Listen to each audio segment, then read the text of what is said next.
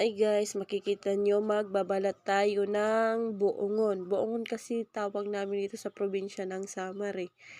Dito kami sa sa Samar.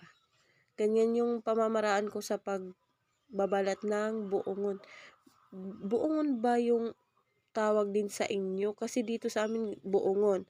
Pero sa Tagalog hindi ako sure kung duhat or suha. Di ko alam eh. Pero basta, yan makikita nyo kung paano ako magbalat.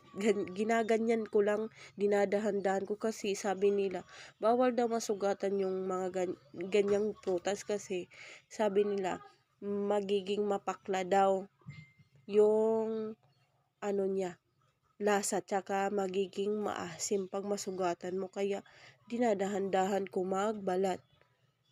Maliit nga lang siya, makapal yung balat niya. Mahirap din buksan eh. Dikit na dikit talaga yung balat niya sa laman. Yung kahit green pa yan, alam nyo guys, masarap siya kahit green pa. Kasi maganda yung niya, yung laman niya maganda. Alam nyo, kulay pink.